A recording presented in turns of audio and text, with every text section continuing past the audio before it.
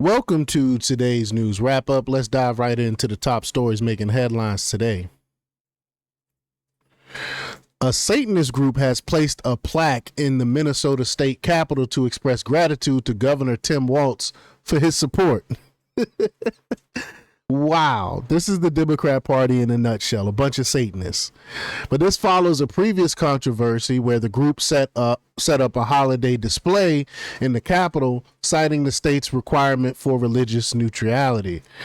Governor Walz, who approved all religious displays, has faced criticism for his policies, which some have labeled as controversial. The plaque's placement has sparked discussions about the balance between religious freedom and public sentiment, especially as Walz tours to regain voter trust after the 2024 election. The situation highlights ongoing debates about inclusivity and governance in public spaces. Research published in the Personality and Social Psychology Bulletin reveals that liberals display less empathy towards conservatives compared to the reverse. Duh. I didn't have to do a study for me to know this. The supposedly tolerant left is some of the most intolerant people in this country. Look no further than what they're doing to Tesla owners. So many of Tesla owners who happen to be liberal and progressives, they're getting their vehicles destroyed by these intolerant other leftists. It's crazy. But across 4 studies involving over 4,700 participants, liberals were found to judge conservatives more harshly in terms of morality and likability, which reduced their empathetic responses. Conservatives, however, showed relatively consistent empathy regardless of political affiliation. The findings suggest that perceived harm caused by opposing political groups played a significant role in shaping empathy levels. While the studies relied on hypothetical scenarios, they shed light on the challenges of fostering understanding across ideological divides. The real intolerant people, the ones with the coexist signs, are the most unempathetic people in our country. A lawsuit against former Trump administration officials for using the encrypted messaging app Signal has unraveled after new evidence surfaced. The lawsuit filed by a left-wing watchdog group accused officials like John Ratcliffe and Tulsi Gabbard of violating the Presidential Records Act. However, reports indicate that Biden's director of national intelligence, Avril Haines, also frequently used Signal, and the Biden administration officially authorized it for government communications. The revelation challenges the core argument of the lawsuit, making it appear politically motivated rather than legally sound. Critics argue the case is just another attempt to damage Trump's reputation as Judge Boasberg struggles to justify its merit. Meanwhile, the role of Signal in coordinating efforts between government agencies and big tech remains a point of contention and ongoing debates about transparency and free speech. A study by USC professor Michael Misch highlights how California's high gas prices are largely influenced by state policies, including stringent regulations, taxes, and fees. Another study that probably I could have told you without having the study done. I mean, this is things that I've been saying, that California over-regulating their taxes and stuff are the reason why prices are so expensive there. The research found no evidence of widespread price gouging by refiners, but did identify supply manipulation and higher operating costs for California refineries compared to the national average. Misch suggests lowering the gas tax and reducing oil production expenses as potential solutions, though he acknowledges the legislature's reluctant to do so. Come on, Democrats lowering taxes? Are you really think that will ever happen?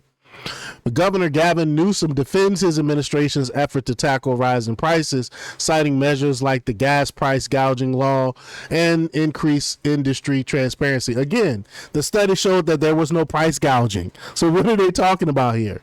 Despite these initiatives, California continued to have the highest average gas prices in the nation, sparking debates over policy effectiveness and accountability. But there will be absolutely no accountability. Californians will continue to pay those high costs of living, and it's just crazy to me. Hunter Biden secured assistance from the Obama administration while working for Burisma Holdings, a Ukrainian energy company that paid him a substantial salary due to his political connections. Y'all know I've reported on him working for Burisma years ago. He has absolutely no experience in the energy sector. The only reason why he got the job is because his dad was vice president at the time. But newly released federal documents revealed that he requested support from the U.S. ambassador in Italy for Burisma geothermal subsidiary. The ambassador responded, offering a point of contact to help facilitate the company's relations with a regional official. These records reinforce claims that Biden leveraged his father's position for business dealings during Joe Biden's vice presidency. House Republicans have cited the findings as further evidence of influence peddling. Although an impeachment inquiry against Biden ended after he withdrew from the 2024 election, allegations of abuse of power and obstruction continue to circulate. Charles Payne, a financial journalist, criticized media coverage of tariffs, arguing that the current economic system is unsustainable. And it is unsustainable. You can only kick the can down the road for so long before you have to pick it up. But he highlighted how President Trump is fulfilling campaign promises to bring back manufacturing and address trade imbalances. Payne emphasized the sacrifices Americans make for economic growth, questioning whether patriotism should be tied to personal financial struggles or Wall Street success. He called for a reevaluation of the system to prioritize the American dream over debt and economic inequality, rather. His remarks challenged traditional views on GDP and economic patriotism, urging a shift in focus towards individual prosperity. President Trump announced an executive order extending TikTok's operations for 75 more days to finalize a deal with its Chinese parent company, ByteDance.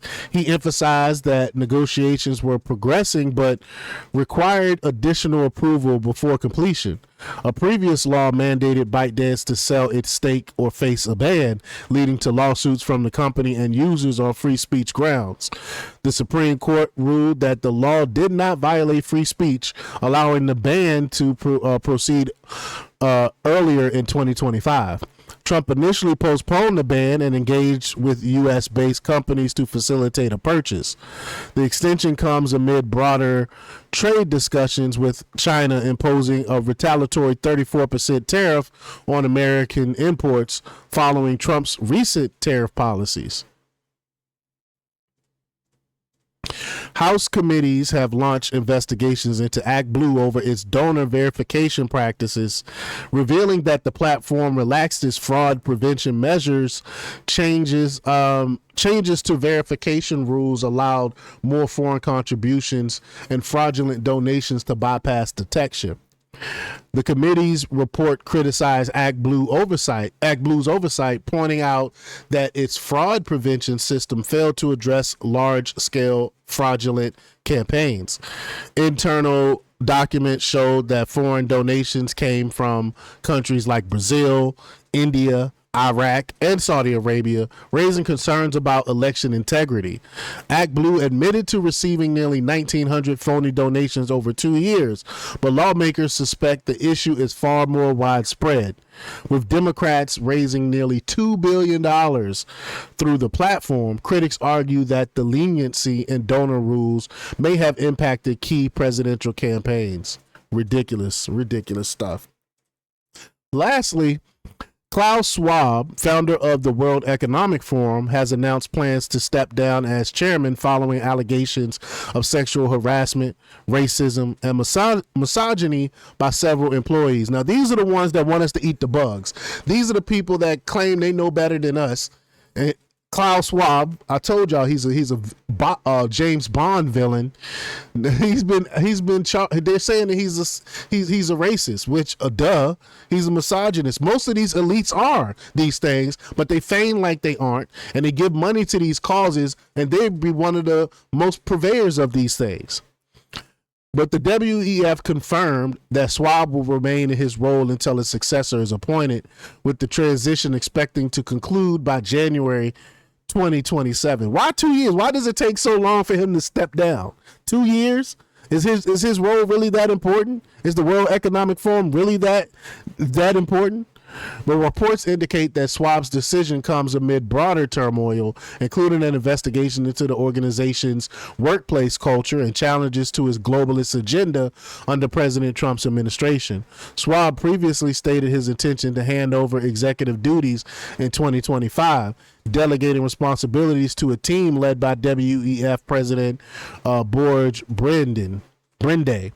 Allegations against Schwab include creating a hostile work environment and discriminatory practices such as firing employees over 50 to lower the workforce's average age. It's just diabolical. Critics argue that these issues have overshadowed the WEF's mission and call for greater accountability within the organization. Well, that's all for today's news wrap up. Stay tuned for more updates, and don't forget to like, share, comment, and subscribe for the latest in news. Until next time, peace.